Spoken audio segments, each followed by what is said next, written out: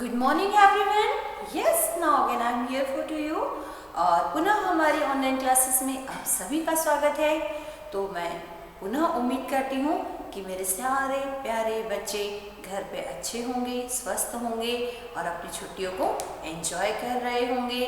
आप लोगों ने अभी पिछला अपना त्यौहार बहुत अच्छे से मनाया होगा, तो आप सभी की यादें अभी मीठी मीठी हैं, है ना। तो चलिए आज फिर से हम लोग एक नया विषय आरंभ करते हैं और हम आज फिर पुनः हिंदी व्याकरण का एक विषय ले रहे हैं बेटा। जैसे कि आप लोगों के पास अपना पेंसी बुक है, उसका सेकंड सेम हम लोग स्टार्ट कर चुके हैं, है ना। उसमें हम लोगों ने अभी तक बहुत सारे टॉपिक पढ़ भी चुके हैं। तो आज हम जो विषय जो पाठ पढ़ने वाले हैं वो है हमारा पाठ 9 मुहावरे। मुहावरे क्या होते हैं, भाषा में उनकी क्या ज़रूरत होती है, किस लिए प्रयोग किए जाते हैं, आज हम इस पाठ के माध्यम से पढ़ेंगे। तो सबसे पहले आप लोग क्या करेंगे, अपनी पुस्तक ओपन कर लीजिए, पेज नंबर 145 और पेज नंबर 146। ओके, चलिए, बहुत अच्छा सा विषय है क्योंकि इसके एक बड़ी अच्छी विशेषता ये है कि मुहावरे हम वहाँ प्रयोग करते हैं जहाँ पर हमें अपनी कोई ऐसी बात जो सुनने में अच्छी ना हो, जिसका अर्थ अच्छा ना हो, लेकिन फिर भी हमें बोलना होता है। तो मुहावरे भाषा में कहाँ प्रयोग किए जाते हैं, देखिए बेटा, आपकी पुस्तक में आपने पेज नंबर 145 ओपन किया होगा, है ना। यहाँ पर आपको 2 चित्र दिए गए हैं।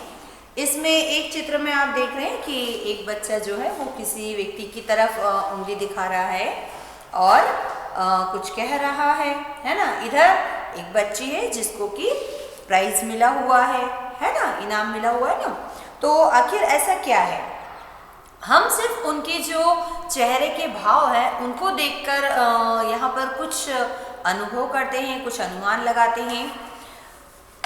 भाषा को रोचक एवं प्रभावशाली बनाने के लिए मुहावरों का प्रयोग किया जाता है। सबसे मुख्य प्रश्न है कि मुहावरे भाषा में क्यों जरूरी हैं, कहाँ प्रयोग किए जाते हैं। तो सीधा सा उत्तर है कि हमारी भाषा को, जो भी हम भाषा प्रयोग कर रहे हैं, हम लोग हिंदी भाषा पढ़ रहे हैं, हिंदी भाषा का प्रयोग करते हैं, तो ऐसे इंग्लिश में भी आप इसको आइडियम्स बोलते हैं, लेकिन हिंदी में हम इन्हें मुहावरे कहते हैं। तो भाषा को और सुंदर बनाने के लिए, क्योंकि हमारी भाषा में कई तरह के शब्द हैं, है ना, पर्यायवाची, विलोम, वचन वाले शब्द, लिंग वाले शब्द, इन्हीं सभी शब्दों का प्रयोग करके हम अपने मन के भाव प्रकट करते हैं और अपनी भाषा को या अपने जो हम सामने वाले से कहना चाहते हैं उन भावों को सुंदर, रोचक और प्रभावशाली बनाते हैं। अगर आप अपने वाक्य में कोई भी शब्द गलत प्रयोग करते हैं या उसका सही प्रयोग नहीं करते हैं व्याकरण के अंतर्गत, तो आपका वाक्य जो है वो इफेक्ट नहीं डाल पाता है, अच्छी तरह से एक्सप्रेस नहीं हो पाता है। तो उसी तरह हमारी भाषा में मुहावरे भी हैं। जब आपने भाषा के सही प्रयोग के लिए व्याकरण के सभी विषय या जो अंग हैं उनका जब आपने ज्ञान प्राप्त कर लिया है, उसके पश्चात में आता है मुहावरे।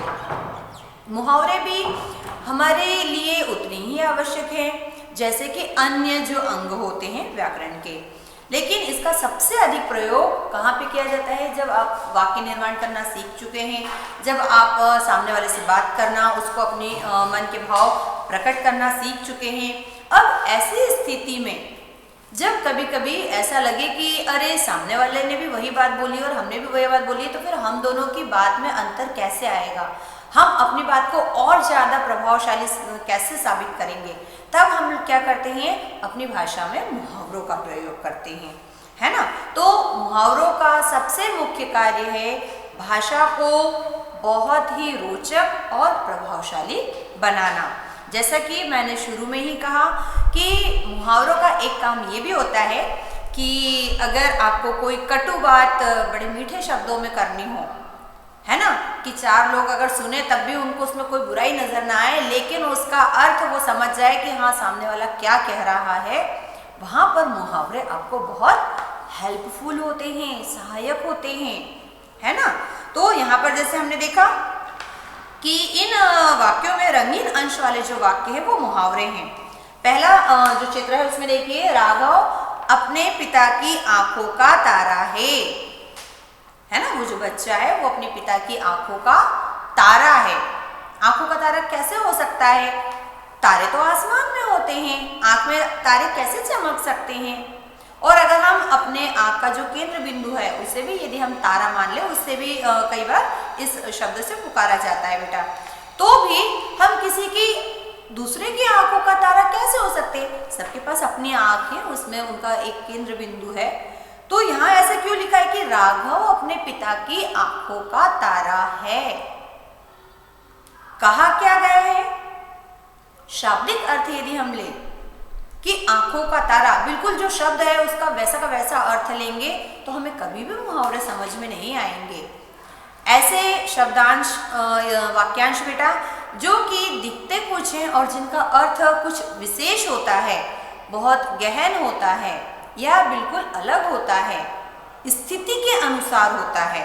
मुहावरों की एक खासियत ये होती है बेटा कि वो कहे किन्हीं शब्दों में जाते हैं और उनका अर्थ उनकी स्थिति के अनुसार होता है, तो वे मुहावरे कहलाते हैं। यहाँ पर कहने का मतलब ये बेटा कि जो राघव है वो अपने पिता को बहुत प्रिय है।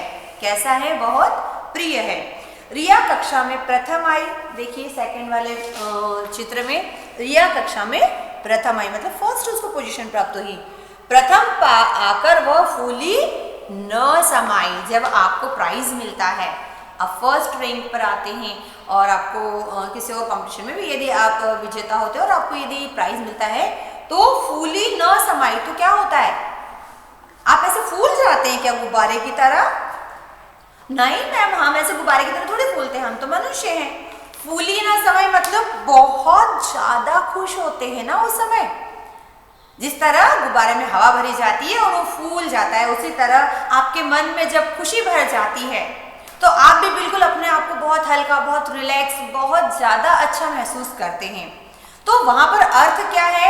आपके बहुत ज्यादा खुशी होने का। और शब्द क्या दिया है? फूला न समाना, मतलब आप इतने खुश होते हैं कि बिल्कुल आपके चेहरे से दिखाई देती है, आपके शब्दों में दिखाई देती है, आपके चेहरे के जो भाव होते हैं उनसे पता चल जाता है कि हाँ आज आप खुश हैं। तो वहां पर अर्थ क्या होता है? स्थिति के अनुसार होता है। और शब्द जो होते हैं वो किसी और चीज से समानता करके या उसे तुलना करके भी कई बार प्रयोग किए जाते हैं, है ना। जैसे देखिए हमें एक बहुत ही सरल परिभाषा दी गई है। जो वाक्यांश अपना सामान्य अर्थ को छोड़कर एक विशेष अर्थ का बोध कराते हैं उन्हें मुहावरे कहते हैं, है ना। एक नीचे कुछ मुहावरे दिए और उनके अर्थ भी दिए, उससे शायद आपको वो चीज समझ में आए। एक इसमें मुहावरा दिया उल्लू बनाना। एक जीते जागते इंसान को हम उल्लू कैसे बना सकते? उल्लू तो एक जानवर होता है और हम तो मनुष्य हैं, कोई हमको सीधे मनुष्य से उल्लू कैसे बना सकता है? उल्लू बनाना का यहाँ पर मतलब क्या होता है? मूर्ख बनाना। जब हम किसी गलत तरीके से किसी से अपना काम निकलवा लेते हैं या चालाकी करते हैं, है ना, तो क्या होता है कि हमने उस इंसान को कुछ देर के लिए बहका दिया, उसको भुलावे में डाल दिया, अपना काम उससे निकलवा लिया, है ना।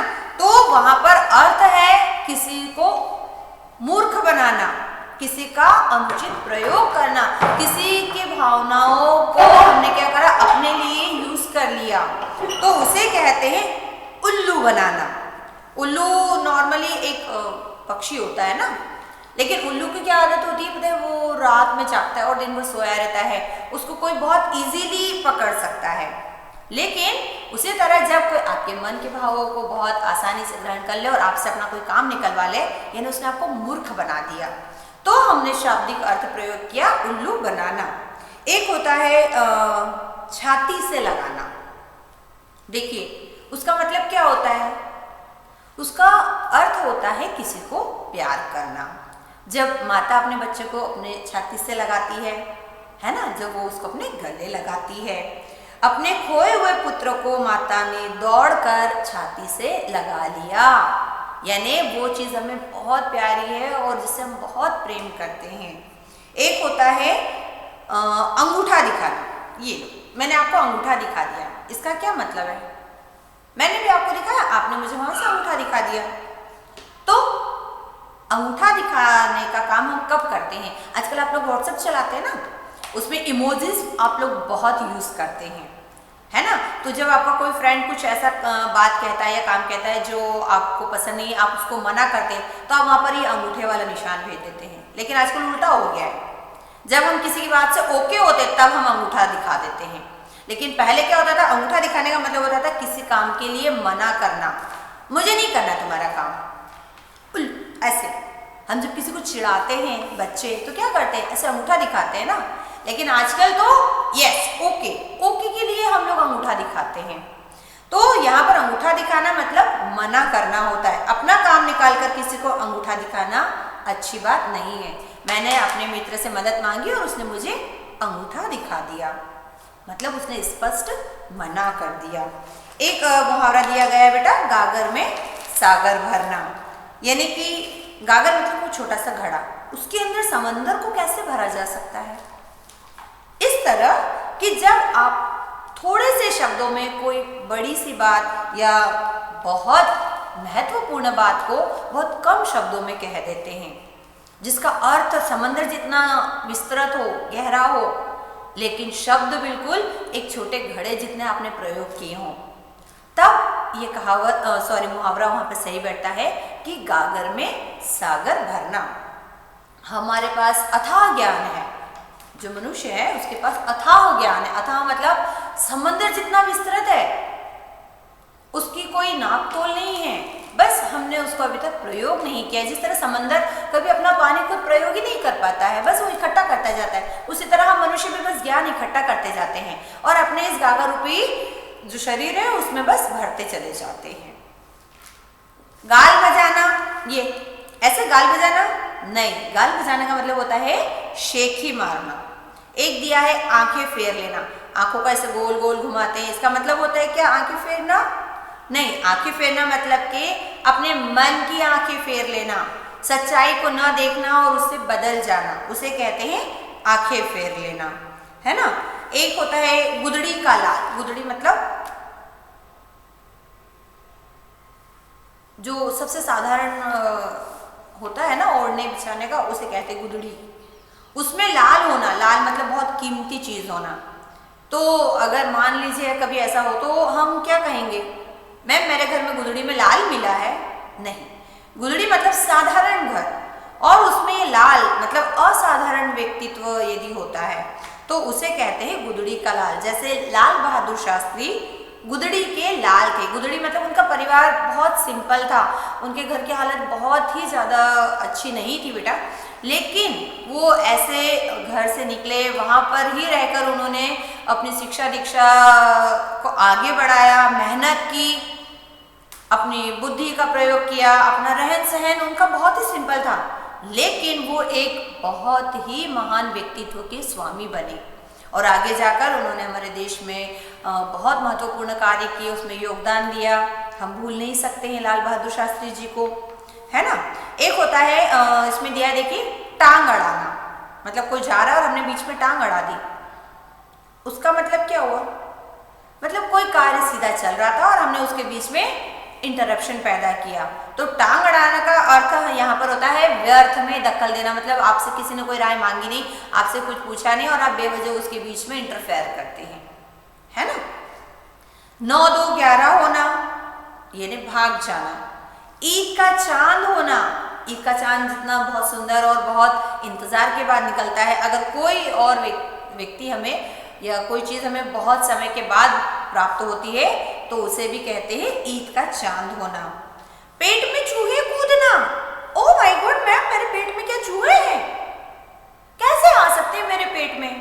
लेकिन याद करो, जब आपको भूख लगती है, खाना मिलने में देरी होती है, तो आपको पेट में ऐसा लगता है कि कुछ है जो इधर से उधर दौड़ रहा है, वो आपकी भूख होती है जो इधर से उधर मुंह करती है। लेकिन हम कहते हैं मम्मी पेट में चूहे दौड़ रहे हैं, कुछ खाने को दो, तो मम्मी बोलती है अपने चूहों को थोड़ी देर बिठा लो, उनको बोलो थोड़ा क्रिकेट विकेट खेल कर आए, है ना। एक होता है अंधे की लाठी, यानी कि एकमात्र सहारा। चिकना घड़ा मतलब जिस पर किसी बात का, अगर कोई घड़ा बहुत चिकना होता है, आप उसके ऊपर कितना भी पानी डालिए बेटा सब बह जाता है, उस पर एक बूंद भी पानी नहीं टिकता। उसी तरह जब किसी को आप कितना भी समझाए लेकिन उसको वो चीज़ समझ में ना आए, तो वहाँ पर भी यही बात होती है कि ये तो चिकना घड़ा है। ठीक है, फिर एक होता है पांचों उंगलियां घी में होना। आहा, नॉर्मली हम घी बहुत महंगी चीज़ होती है ना, उसको बहुत एहतियात से यूज़ करते हैं। खाते समय भी हम कोशिश करते हैं कि हमारी पांचों जो है पूरा हाथ उसमें ख़राब ना हो, है ना। कई बार निकालते समय भी हम एक ही उंगली का यूज़ करते हैं, लेकिन अगर पांचों उंगलियां घी में हो, इसका मतलब होता है आपको बहुत ज़्यादा लाभ होना। छक्के छुड़ाना, यानी किसी को बुरी तरह से हराना। नाक में दम करना, नाक में दम कैसे करोगे, नाक में तो ऑलरेडी हवा आ रही है। नाक में दम करने का मतलब होता है किसी को बहुत परेशान करना। ठीक है, तो यहाँ पर हमने पुस्तक में दिए हुए कुछ मुहावरे पढ़े। मैं फिर शॉर्ट में संक्षिप्त में बता रही हूँ बेटा कि भाषा को रोचक और प्रभावशाली बनाने के लिए जो वाक्यांश प्रयोग किए जाते हैं, जो कि अपना सामान्य अर्थ छोड़कर एक विशेष अर्थ देते हैं, जो अपने शब्द के अनुसार अर्थ न देकर कोई अन्य विशेष अर्थ देते हैं, वे वाक्यांश क्या कहलाते हैं, मुहावरे कहलाते हैं। तो आज हम अब इसके आगे जो अपना अभ्यास प्रश्न का कार्य दिया है वह भी यहीं पर कर लेते हैं। तो जल्दी से आप लोग अपनी पुस्तक और अपनी पेंसिल निकाल लीजिए और पेज नंबर 147 और 148 ओपन कर लीजिए बेटा। 147 और 148 निकाल लीजिए सभी लोग।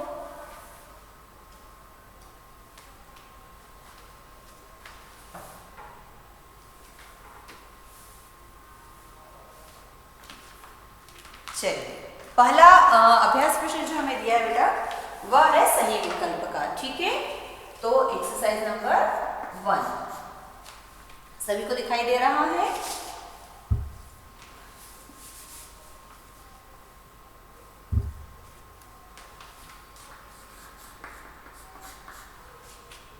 सही विकल्प में क नंबर पर देखिए बेटा हमें वाक्य दिया है, पानी पानी होना। इस मुहावरे का अर्थ क्या है? पानी का बिखर जाना नहीं, पानी पानी होना मतलब कि बहुत शर्मिंदा होना। तो ब वाले विकल्प पर सही का निशान लगा लीजिए। ख वाला देखिए, अंगूठा दिखाना। मैंने अभी बताया था कि इसका मतलब ये होता है कि दाएं हाथ का अंगूठा दिखाना या बाएं हाथ का अंगूठा दिखाना। अंगूठा दिखाना मतलब साफ मना कर देना, क्लियरली नो, मैं ये काम नहीं कर सकता या मैं आपकी मदद नहीं कर सकता। तो स वाले विकल्प पर सही का निशान लगाइए। चिकना घड़ा, इस मुहावरे का अर्थ होता है जिस पर किसी बात का असर न हो। ठीक है, फिर 9 2 11 होना, इस मुहावरे का क्या अर्थ लगाएंगे हम? 9 और 2, 9 + 2 11 होता ही है ना, तो 9 और 2 11 होना। ये तो सबको पता है कि 9 और 2 11 होते हैं, लेकिन इसका अर्थ क्या होता है? 9 में से 2 कम कर दो, वो तो शाब्दिक का शाब्दिक अर्थ हो गया। जैसा शब्द अगर वैसे ही अर्थ हो गया तो वो मुहावरा तो है ही नहीं। इसका मतलब होता है भाग जाना। क्या होता है?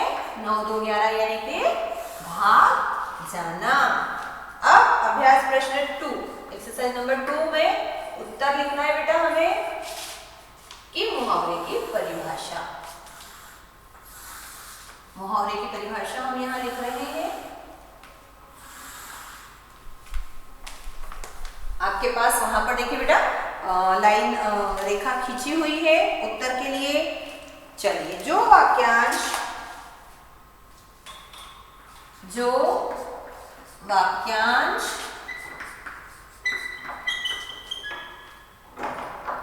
अपने सामान्य अर्थ को छोड़कर अपने सामान्य अर्थ को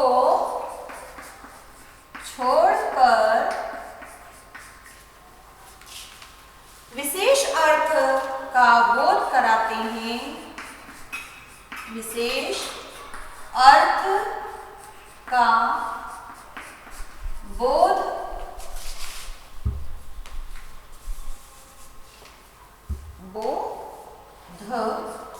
कराते हैं,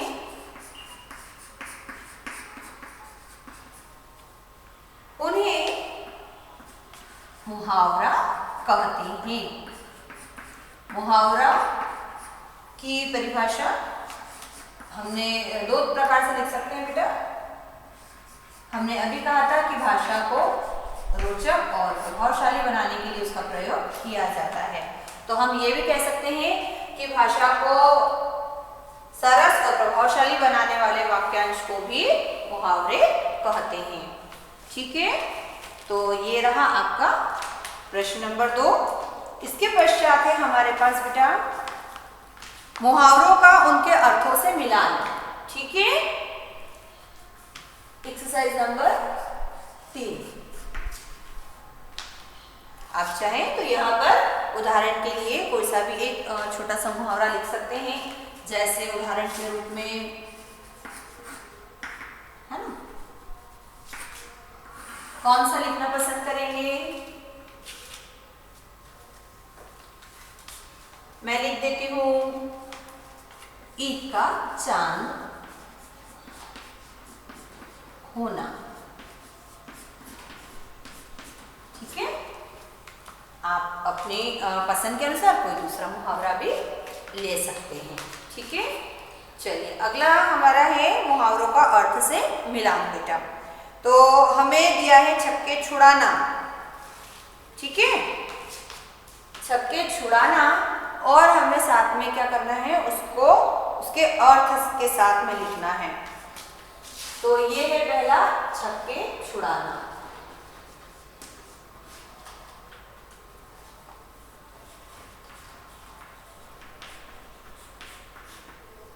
दूसरा है पेट में चूहे। पेट में चूहे कूदना, है ना। फिर है उल्लू बनाना। उल्लू बनाना। फिर गागर में सागर। गागर में सागर। फिर दिया गया है नाक में दम।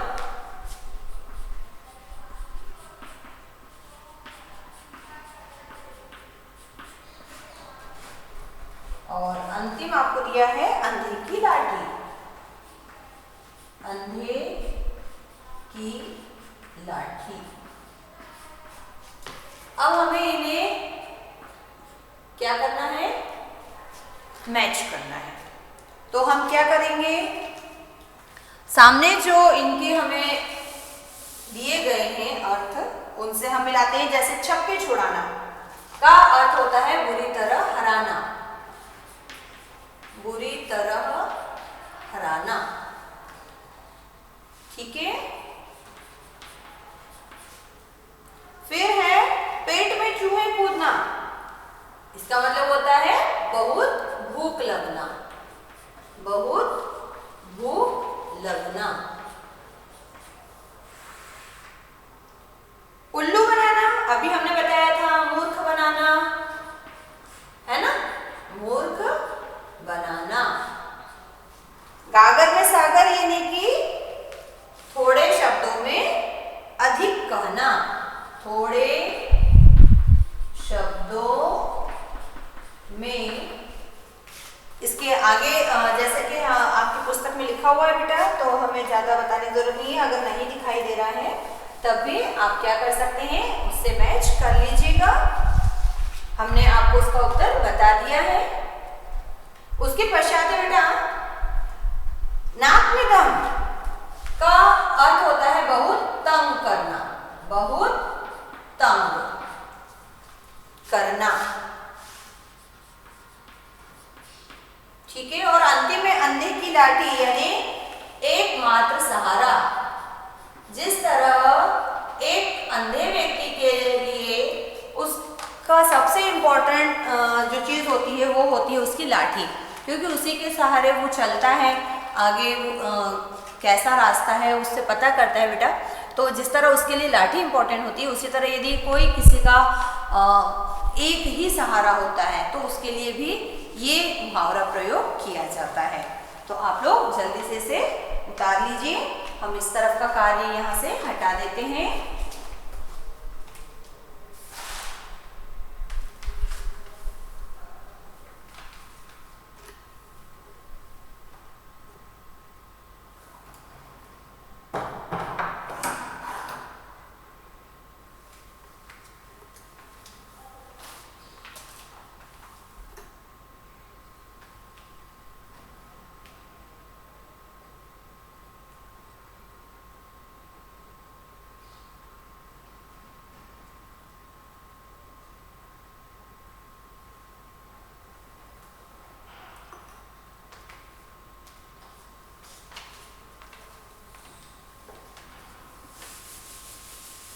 प्रश्न नंबर 2 भी आपने कर लिया होगा बेटा। अब है हमारा प्रश्न नंबर 3 बेटा, है ना। प्रश्न नंबर 3 में हम क्या करेंगे देखिए।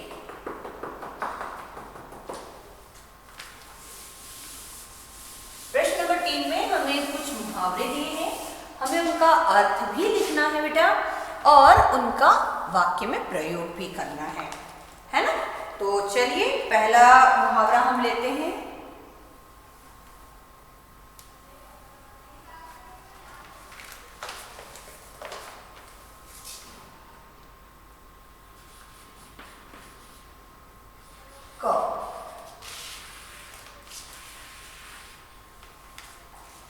छाती से लगाना, इसका अर्थ होता है बेटा प्यार करना, है ना।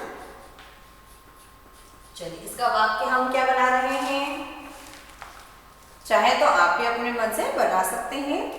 माँ ने मुझे छाती से लगा लिया, है ना। माँ ने मुझे छाती से लगा लिया। पूर्ण विराम।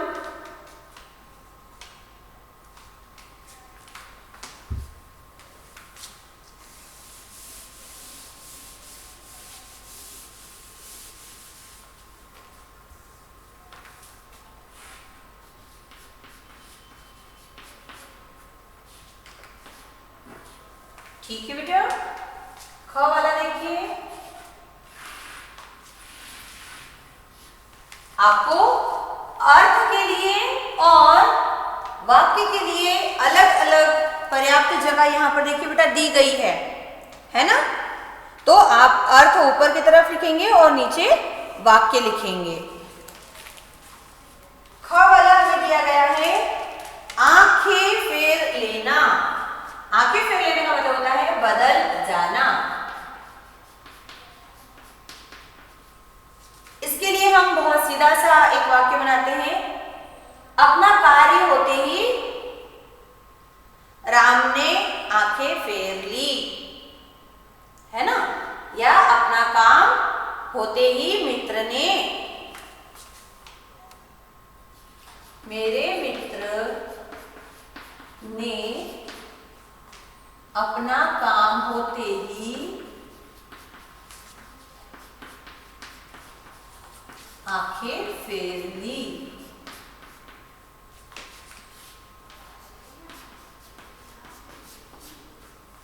ठीक है, मतलब वह बदल गया। तीसरा वाला वाक्य देखिए बेटा, हमारे पास मुहावरा हमें दिया गया है पानी पानी होना। पानी पानी होना मतलब शर्मिंदा होना। शर्मिंदा होना। इसका वाक्य हम क्या बना सकते हैं, आप चाहें तो अपने हिसाब से भी कोई सा बना सकते हैं, है ना।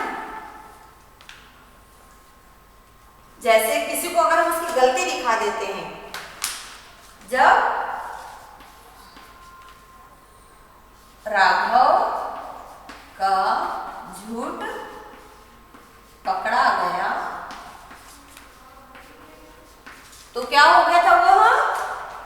पानी हो गया। तो वह पानी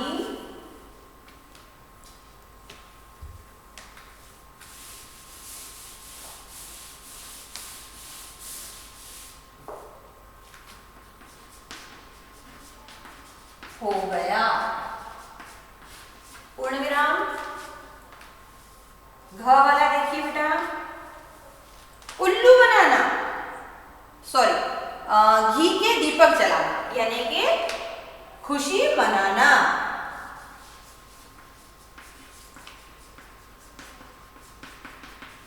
आप लोग को पता है घी के दिए जलाए गए थे? नॉर्मली हम लोग भी दिए जलाते हैं ना दीपावली पे, लेकिन सबसे पहली बार दिए जलाने की परंपरा कब शुरू हुई? जब श्री राम जी वनवास से 14 वर्ष के पश्चात वापस आए थे, तो अयोध्या वासियों को समझ में नहीं आ रहा था कि हम आखिर अपनी खुशी कैसे प्रकट करें, तो उन्होंने पूरी अयोध्या में दिए जला दिए थे। क्योंकि रात के समय उनका आगमन हुआ था राम जी का, तो उनको इतनी ज़्यादा खुशी थी कि उन्हें समझ ही नहीं आ रहा था कि हम ऐसा और क्या अच्छे से अच्छा वो करें कि अपनी खुशी को एक्सप्रेस कर सकें। और तब से लेकर आज तक हम लोग भी वही करते हैं, है ना? तो यहाँ पर हम चाहें तो उसे भी वाक्य में प्रयोग कर सकते हैं कि श्री राम के वापस आने पर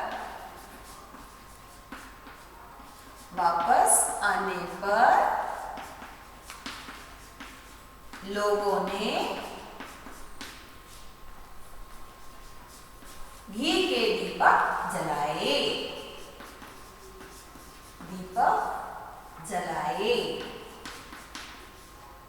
क्रिया में मुहावरा थोड़ा सा बदल जाता है, तो उससे कोई तकलीफ नहीं है हमें, है ना?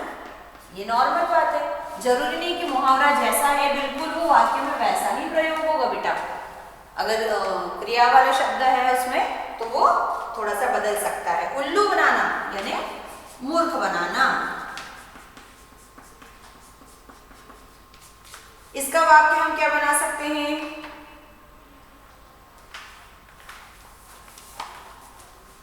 दूसरों को उल्लू बना, दूसरों को क्या, किसी को भी उल्लू बनाना बड़ी गंदी बात होती है, लेकिन कई बार ऐसा होते हैं कि हम कई बार अपना काम निकलवाने के लिए दूसरों के साथ में इस तरह की हरकत कर बैठते हैं बेटा।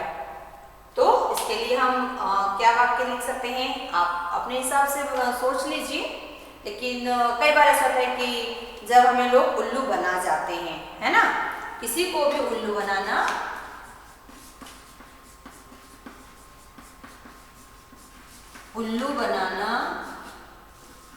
गलत बात है ना? या सही नहीं है।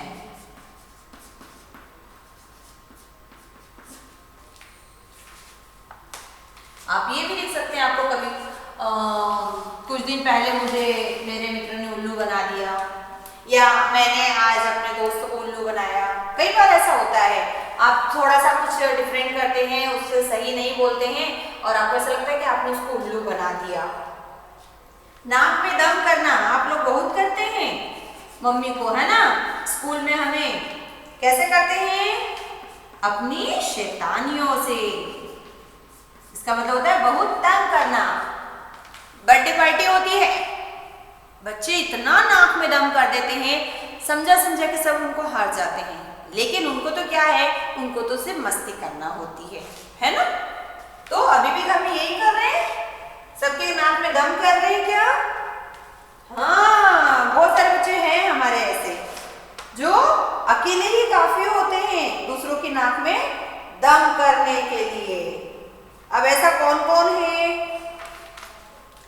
कई बार परिस्थितियां भी हमारी नाक में दम कर देती है बेटा। कैसे करती है? मतलब वो इतनी ज्यादा कंटिन्यू होती है कि हम उनसे परेशान हो जाते हैं, है ना? तो यहाँ पर हम ऐसा लिख सकते हैं कि बहुत सारे बच्चे या बच्चों ने अपनी शैतानी से नाक में दम कर दिया, या चोरों ने अपने हरकतों से पुलिस की नाक में दम कर दिया, है ना? चोरों ने पुलिस की नाक में दम कर दिया।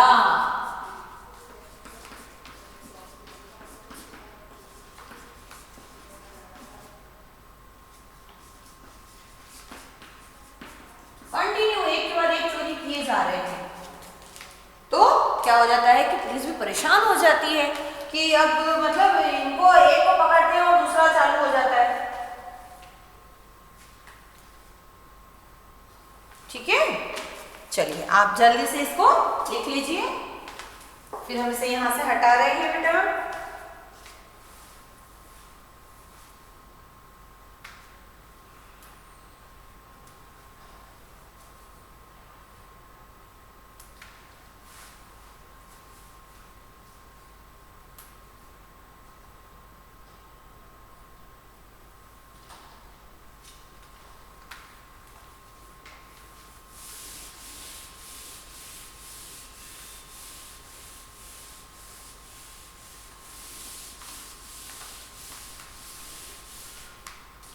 अगले अभ्यास प्रश्न में हम लोग को कुछ चित्र दिए गए हैं बेटा।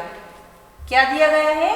हमें कुछ चित्र दिए गए हैं। उन चित्रों के माध्यम से उन्होंने बताया है कि यहाँ पर कौन सा मुहावरा है।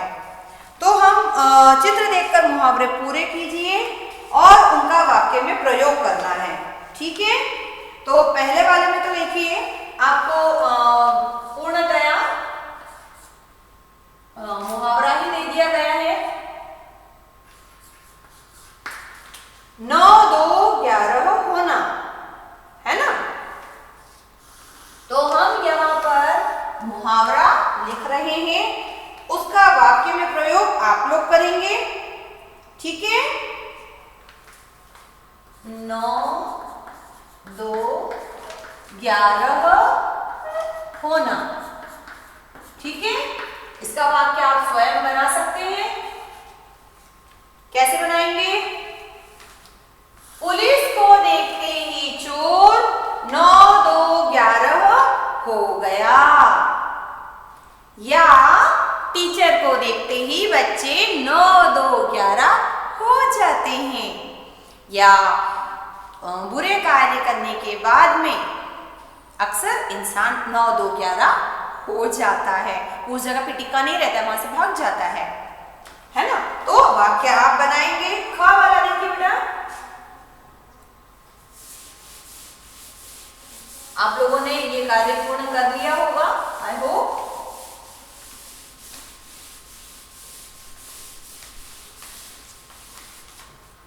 ख वाला वाक्य है बेटा, सॉरी चित्र देखिए, 2 आंखें दी हैं और लिखा है लगना। आंखें लगना नहीं, हमारी मुहावरा क्या बनेगा? नजर लगना। नजर लगना का अर्थ होता है बेटा किसी के साथ बुरा होना, या हमने किसी के लिए कुछ बुरा सोचा और उसके साथ वो हो जाना। जैसे कई बार बच्चे बीमार होते हैं ना, तो अड़ोसी पड़ोसी या कोई दादी वगैरह क्या बोलती है, अरे मुझे लगता है बच्चे को नजर लग गई है, मतलब किसी की बुरी दुआ लगना या किसी ने उसके लिए बुरा चाहना, है ना। तो आप नॉर्मली अपना वाक्य क्या लिख सकते हैं? कभी कभी छोटे बच्चों को नजर लग जाती है ना। फिर अगला आपको एक चित्र दिया है बेटा, देखिए।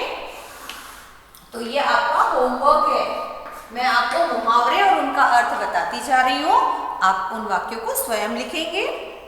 कान दिया है और उसके आगे लिखा है पर जू न रेंगना। तो हमारा मुहावरा क्या बनता है? कान पर जू न रेंगना, यानी ये आपका कान है और इसके ऊपर जू रेंगना। छी, कितना गंदा होता है। इसका अर्थ देखिए क्या होता है? इसका अर्थ होता है किसी भी बात का असर न होना। मम्मी दिन भर चिल्लाती है और बच्चों के कान पर जू नहीं रेंगती। बेटा पढ़ लो, बेटा पढ़ लो, बेटा अपना वर्क कर लो, लर्न कर लो।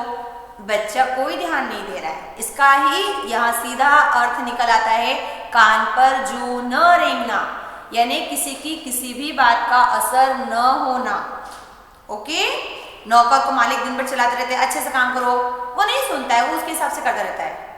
अर्थात सेठ जी की बात सुनकर भी नौकर के कान पर जू नहीं रेंगती है। ये भी आप लिख सकते हैं। फिर है देखो, एक आंख, इधर तो हमको लिखा हुआ आंख और बीच में तारा है। आंख का तारा होना, आंख का तारा होना। आंख का तारा होना यानी कि बेटा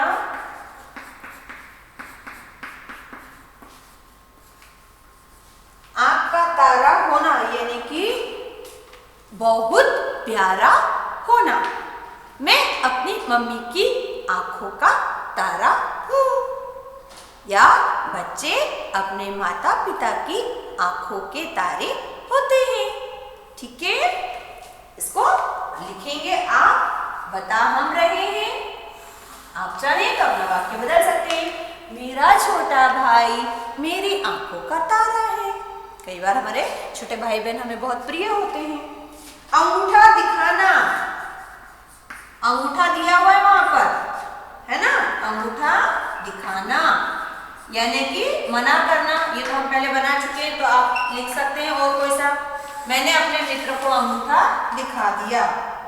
अंतिम है नाक में, नाक बनी हुई है, देखिए यहाँ पर नाक का चित्र है यहाँ पर, और उसके आगे लिखा हुआ है मैं दम करना।